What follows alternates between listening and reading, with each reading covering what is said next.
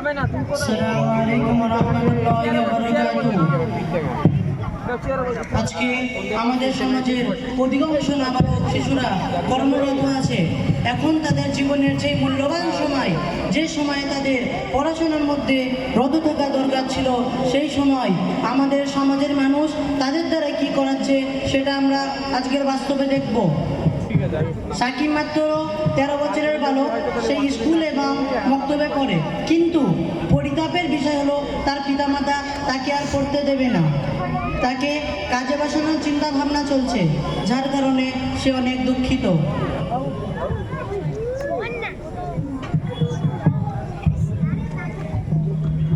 আসসালামু আলাইকুম। আম্মি, আমার তো মক্তবে যাওয়ার সময় হয়ে গেছে, আমার ড্রেস ব্যাগ রেডি করে দাও। আমার কাছে এখন সময় নেই। আমি সংসারের কাজ করব নাকি তোর জিনিস গুছিয়ে নেব?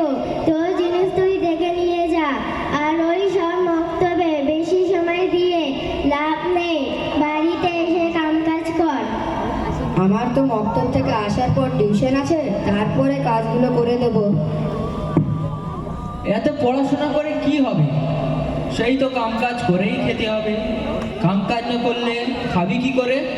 কাজ তো সারা জীবন হতে থাকবে, কিন্তু পড়াশোনা সারা জীবন হবে কি? বেশি কথা না বলে যেটা বলছি সেটা কর। মক্তব, স্কুল, টিউশন গিয়ে কি অট্টালিকা বানিয়ে ফেলবি নাকি? সেই তো কাজ করেই খেতে হবে।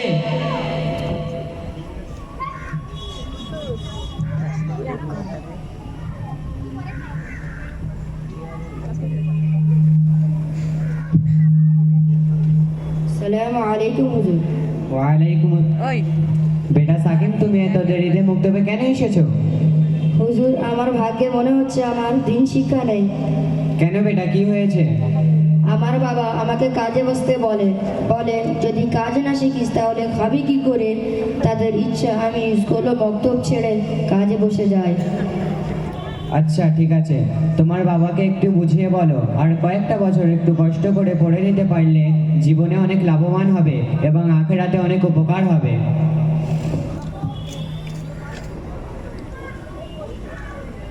আসসালামু আলাইকুম। বাবা, আপনার সাথে কিছু জরুরি কথা ছিল। হ্যাঁ বল, কি বলবি বল। আমি এখন ক্লাস 8-এ পড়ি, আর মাত্র 2 বছরে মাধ্যমিক পাস করে নিয়ে পরিপূর্ণ কাজে বসে যাব।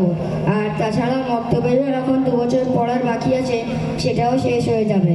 তাহলে আমি দুনিয়ার শিক্ষার সাথে সাথে বিনামূল্যে জ্ঞান শিখে যাব। দেখ, তোর মা যদি কাজ করে তোর স্কুল, টিউশন ও মক্তবের ফিস ভরতে পারে, তাহলে যত বছর ইচ্ছা পড়, এতে আমার কোনো বাধা নেই। কিন্তু চাচাজি, আপনি তখন সক্ষম আছেন, আপনি কাজ করতে পারবেন, কিন্তু আপনি করছেন না। আপনি চায়ের দোকানে বসে আড্ডা মেরে, মোড়ের মাথায় বসে পান চিবিয়ে 2-4 জনের সাথে বসে এর গিবত, তারপর নিন্দা করে সময় ব্যয় করেছেন। আর চাচিমা আমার ছোট ভাইকে দিয়ে কাজ করে সংসার চালাতে বলছেন। আপনার লজ্জা হওয়া উচিত। বহুত বুঝে ফেলেছে।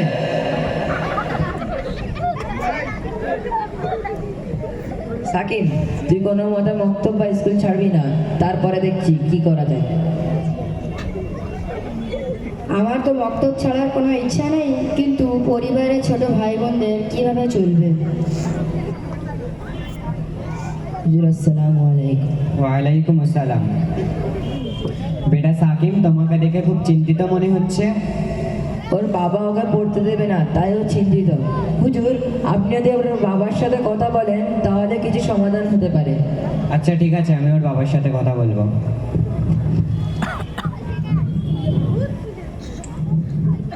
আসসালামু আলাইকুম ভাই। ওয়ালাইকুম আসসালাম রহমতুল্লাহি ওয়া বারাকাতুহু। আপনি একটু মক্তবে আসুন, একটা জরুরি বিষয়ে আলোচনা আছে। আচ্ছা, আমি আসছি।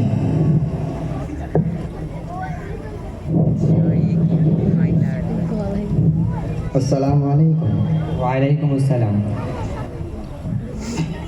এই ব্যাচে সাকিমের বাবার সাথে একটু কথা বলতে হবে।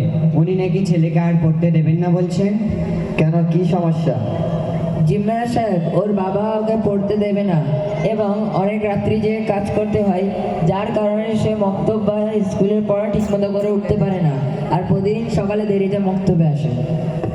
আফসোস, নিজের স্বার্থের বাচ্চার জীবন নষ্ট হচ্ছে। চলুন হুজুর, তাহলে একবার চেষ্টা করে দেখি, ওর বাবার সাথে কথা বলি।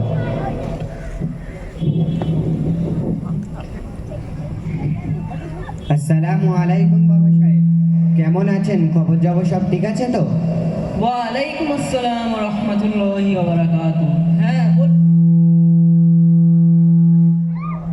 বলুন, কি মনে করে আসতে হলো? বসুন।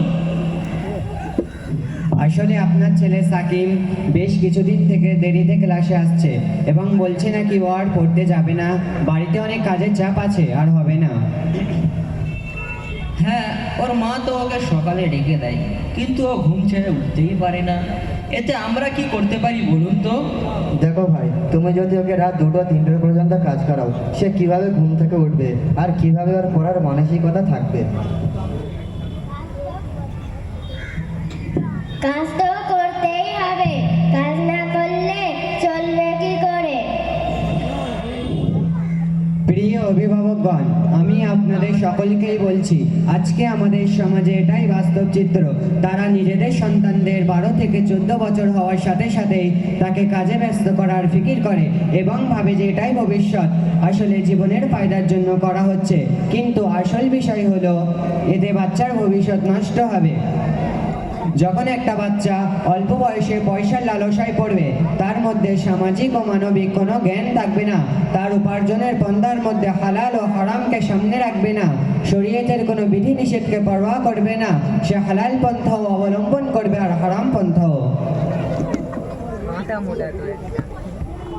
দ্বিতীয় গুরুত্বপূর্ণ বিষয় হলো, এই বাচ্চা আগামী দিনে যে ব্যবসা করবে তার সঠিক পন্থা জানতেও বুঝতে পারবে না। যেহেতু সে শিক্ষিত নয়, তার মধ্যে অধীনস্থদের হক, পিতামাতার হক, প্রতিবেশীর হক কিছুই থাকবে না। সে সকলের হক মেরে খাবে, যেহেতু তার মধ্যে দিন নেই। সম্মানীয় অভিভাবকগণদের কাছে আমাদের আবেদন, আপনার নিজের স্বার্থে ছোট ছোট বাচ্চাদের শিক্ষা থেকে বঞ্চিত করবেন না।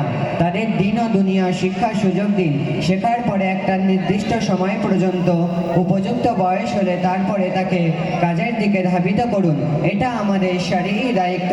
সুতরাং রাসূলুল্লাহ সাল্লাল্লাহু আলাইহি ওয়াসাল্লাম বলেন, প্রত্যেক পিতামাতার উপর সন্তানের জন্য 3টি হক আছে।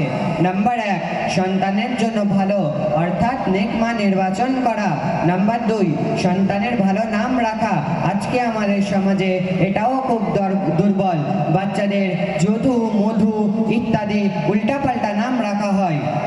নাম্বার 3, সন্তানকে দিনদার করা।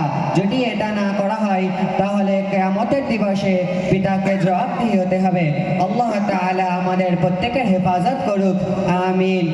আসসালামু আলাইকুম ওয়া রাহমাতুল্লাহি ওয়া বারাকাতুহু।